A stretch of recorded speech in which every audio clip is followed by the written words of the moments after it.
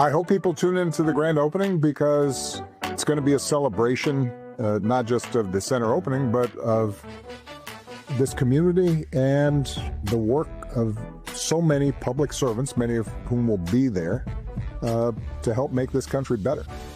Hopefully it'll be a reminder for people of what's possible when we come together and are able to get past some of our divisions and work for a common purpose. That was former President Barack Obama sharing his hopes for the Obama Presidential Center. The dedication and grand opening ceremony for Chicago's newest landmark takes place later this morning, kicking off a full weekend of celebrations and festivities over the Juneteenth holiday. Former Presidents Biden, Bush, and Clinton are all expected to attend. There are also going to be several high-profile musicians, including Bruce Springsteen, Christina Aguilera, and Stevie Wonder. Now, the 19th-acre campus is located on Chicago's south side and conveniently only a few miles from the Chicago White Sox Rate Field, and will also be home to a public library, a playground, a cafe, and a restaurant, community spaces, and, of course, a museum.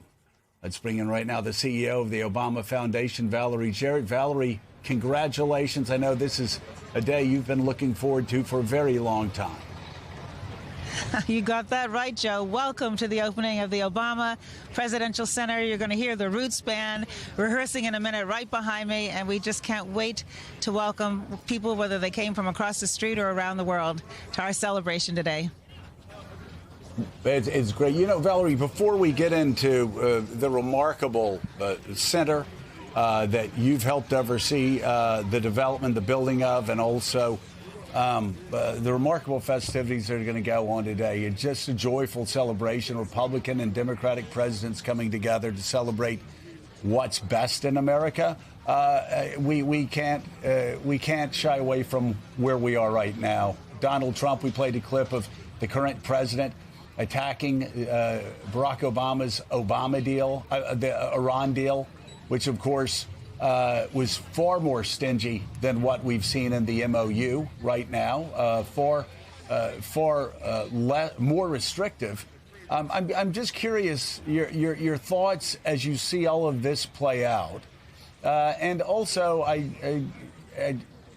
just the dreadful spectacle that took place on the White House lawn, where the First Lady was viciously attacked, and Republicans didn't come out and attack the president or the event is the way I think most Americans would have in the past. Well, Joe, I think that's part of why this campus is so special, is that this is a place of hope. It's an opportunity to remind people not just of President Obama's legacy during his time in office, which we do, but also we begin with the Declaration of Independence. We talk about the zigzags of the American democracy that brings us to the current day. And what's clear is that our union is not yet perfected, but we all have the responsibility of the glorious task of continuing to improve this great nation. That's what's written up on the side of our museum building. That's what's in our hearts. And so rather than focusing on what's happening right today, we are trying to prepare the change makers for tomorrow, people with values that are about respect and compassion and empathy and goodness of spirit, which we believe is still deep in the hearts of most Americans. And that's what we want to bring out. And that's what I've seen from the folks who've come in and toured our center during our pre-opening. People treat each other with respect. They appreciate the zigzags of history. And I think they leave a little more heartened that they can improve our country. We all have that potential. So that's where our focus is. And here come the Roots. Oh, yeah, I hear them. Valerie, I've been following this vision being carried out. It's just incredible. And what it offers to the community, the library, the connection with the Chicago Public Library. There's a playground, a sledding hill, the museum, community spaces, a lot of interaction with the Chicago community. I'm curious, first of all, any themes of the opening day that you'd like to touch on, and if you could talk about what the vision was for this and if it has been completed. Yes, so Mika, I'm so glad you described the campus because On a personal note, I grew up not far from here. I used to ride my bike through this very park as a child, and I often saw the disinvestment on the south side compared to the north side. And so the fact that the Obamas chose this location to make a major investment in the city that I love, and the themes are all about, won't surprise you, hope. It's about ordinary people who are working together and believe in this country and love this country, don't always agree on every single issue, but can work together to do extraordinary things. And our country is full of that rich history, and we want to tell that history to remind people not just of what the Obamas accomplished, but all of the people upon whose shoulders they stand, all of the people who they worked with very hard during those 8 years to try to improve our country, and knowing that there's still a lot of hard work left to do. Valerie, as you know, we live in a country that has been seriously divided over the recent past.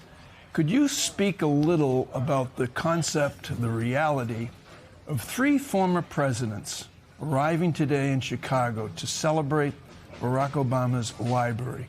One of the presidents is a Republican, George W. Bush, and the theme of cohesion among people who once fought each other politically showing up for this event. Could you talk about that just a bit? I'm so glad you mentioned that, because as I have said many times, President Bush was so cooperative with our administration coming in during the transition. I had the privilege of co-chairing President Obama's transition, and so I saw how willing his team was to brief us on every single issue. Even if we disagreed with them, they wanted us to start and hit the ground running. And in the Oval Office, we have a complete replica of the Oval Office inside of the museum. You open the drawer, there's the letter that President Bush wrote, and it was just all about, I wish you well, I'm rooting for you, I know you love our country, you know, you're going to have a lot of folks that are pushing and pulling in all different directions, but just know I'm rooting for you. And so we're so honored that President and Laura Bush would come today to join us in this celebration. And I will say, throughout the administration, anytime we called President Bush, whether it was to help with the Haiti Relief Fund or any issue, he was right there being supportive because he loves this country. There you go. That's what it's all about. CEO of the Obama Foundation, Valerie Jarrett, thank you so much for coming on the show. We can't wait to get there. And I want to tour with you. Thank you so much for being on this morning. And today at 11 o'clock Eastern, MS Now will be live from Chicago for the grand opening of the Obama Presidential Center. And tomorrow night, Michelle Norris hosts a special behind-the-scenes look inside the center, featuring exclusive interviews with the former president, former First Lady Michelle Obama, and members of their inner circle.